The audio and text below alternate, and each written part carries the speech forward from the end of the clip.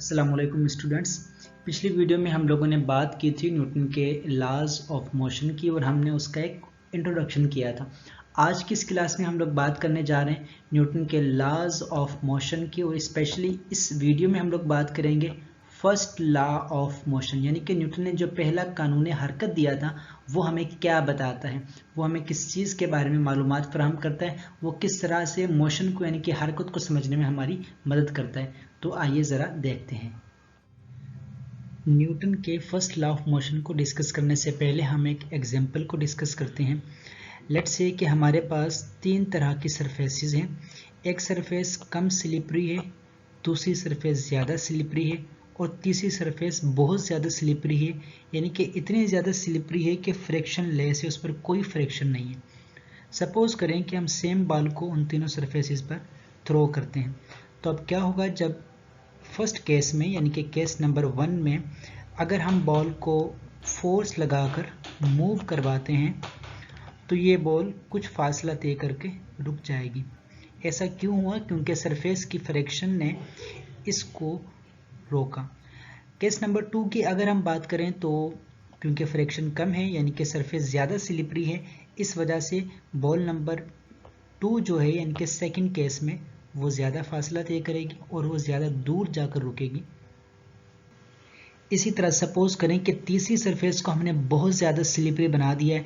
Let's say कि हमने उसकी फ्रिक्शन को बहुत ज़्यादा कम कर दिया है। ऐसे केस में क्या होगा कि अगर हम इस बॉल को थोड़ा सा पुश करके मूव करवाना शुरू करते हैं तो ये बॉल मुसलसल हरकत करती रहेगी, क्योंकि ये सरफेस इसे बिल्कुल भी फ्रिक्शन ऑफर नहीं कर रही, फ्रिक्शन ज़ीरो है। इस वजह से ये बॉल कंटिन्यूसली मूव करती रहेगी। और इस कंटिन्यूसली मूवमेंट का रीज़न क्या है कि कोई भी ऐसी फोर्स मौजूद नहीं है सिस्टम में जो इसके मोशन को रोक सके, उसे स्टॉप कर सके।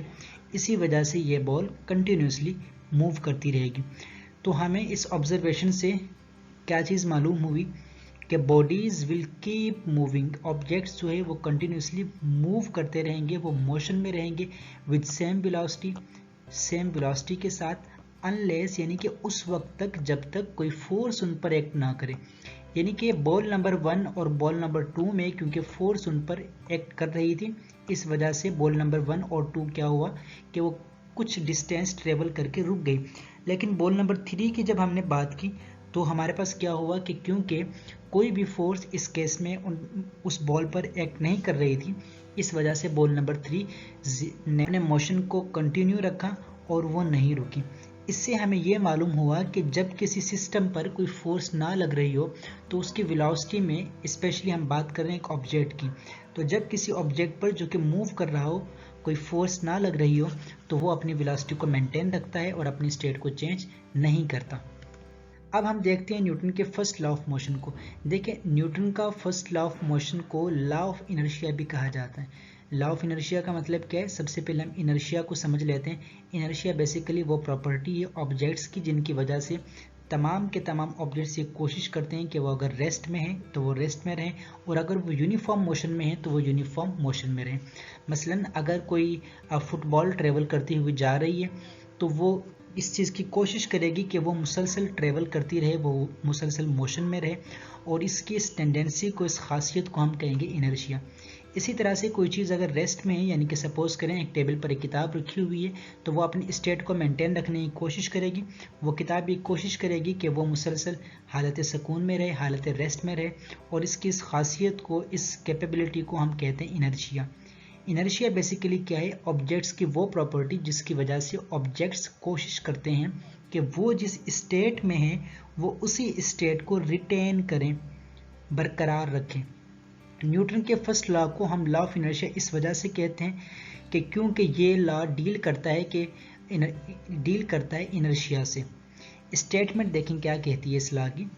If no force acts upon a body, अगर कोई फोर्स किसी ऑब्जेक्ट पर ना लग रही हो, the bodies velocity can not change, तो उस ऑब्जेक्ट की वेलोसिटी चेंज नहीं हो सकती। अगर किसी ऑब्जेक्ट की वेलोसिटी को हमने चेंज करना है तो हम लोग क्या करेंगे कि उसके ऊपर एक अनबैलेंस्ड फोर्स अप्लाई करेंगे।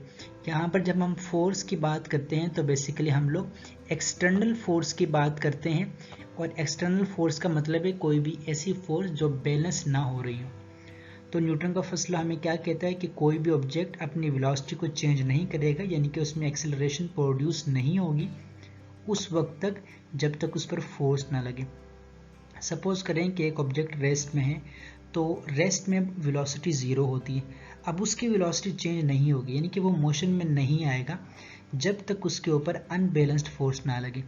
इसी तरह सपोज करें कि एक ऑब्जेक्ट मूव कर रहा है, तो वो क्योंकि एक सपोज करें यूनिफॉर्म वेलोसिटी से मूव कर रहा है और हम उसे रोकना चाहते हैं, तो हमें रोकने के लिए क्या करना होगा, उसकी वेलोसिटी को डिक्रीज करना होगा, उसकी वेलोसिटी को कम करना होगा। ये उस वक्त तक मुमकिन नहीं है जब तक फोर्स ना लगाई जाए। तो इससे हमें मालूम होता है कि फोर्स एक ऐसी चीज़ है जो ऑब्जेक्ट्स की स्टेट को चेंज कर सकती है, मतलब वो उन ऑब्जेक्ट्स के रेस्ट या मोशन की जो स्टेट है उसको चेंज कर सकती है। तो if no external force acts, अगर किसी बॉडी पर कोई भी एक्सटर्नल फोर्स एक्ट ना कर रही हो तो क्या होगा। तो दो सूरत हाल हमारे पास आ सकती हैं, या तो वो चीज़ रेस्ट में होगी तो वो मुसलसल रेस्ट में रहेगी। मसलन एक किताब अगर टेबल पर रखी हुई है, तो अगर हम उस पर कोई एक्सटर्नल फोर्स नहीं लगाते तो वो रेस्ट में ही रहेगी। इसी तरह a body in motion will continue its motion, कोई ऑब्जेक्ट अगर मूव कर रहा है तो वो मुसलसल मूव करता रहेगा, वो बिल्कुल भी नहीं रुकेगा क्योंकि उसके ऊपर कोई एक्सटर्नल फोर्स नहीं लग रही। तो हमें इससे ये मालूम हुआ, क्या मालूम हुआ कि सबसे पहले हमें फोर्स की डेफिनेशन मालूम हुई कि फोर्स एक ऐसी चीज़ है जो ऑब्जेक्ट्स की स्टेट को चेंज करने की सलाहियत रखती है। So force is an agency which has the ability to change the state of rest or motion of a body. Force में ये एबिलिटी होती है कि वो ऑब्जेक्ट्स की स्टेट को चेंज कर सके। दूसरी बात हमें इससे ये मालूम होती है कि अगर किसी ऑब्जेक्ट पर एक्सटर्नल फोर्स यानी अनबैलेंस्ड फोर्स ना लग रही हो तो वो ऑब्जेक्ट या तो रेस्ट में रहेगा कंटिन्यूसली या फिर वो मोशन में रहेगा कंटिन्यूसली। अगर हम चाहते हैं कि कोई भी ऑब्जेक्ट अपनी स्टेट को चेंज करे तो हमें क्या करना होगा, उस पर अनबैलेंस फोर्स अप्लाई करनी होगी। तो अनबैलेंस फोर्स ज़रूरी होती है वेलोसिटी को चेंज करने के लिए। अगर वेलोसिटी में चेंजिंग हम चाहते हैं तो हमें अनबैलेंस्ड फोर्स अप्लाई करनी होगी। इस लॉ को हम लॉ ऑफ इनर्शिया भी कहते हैं, और इस लॉ ने हमें, यानी कि इस कानून ने न्यूटन के हमें फोर्स की डेफिनेशन प्रोवाइड की थी, क्वालिटेटिव डेफिनेशन ऑफ फोर्स, यानी कि फोर्स की क्वालिटी क्या है। तो फोर्स की क्वालिटी हमें इस लॉ से मालूम हो जाती है कि फोर्स की क्वालिटी है बेसिकली किसी भी ऑब्जेक्ट की स्टेट को चेंज करना।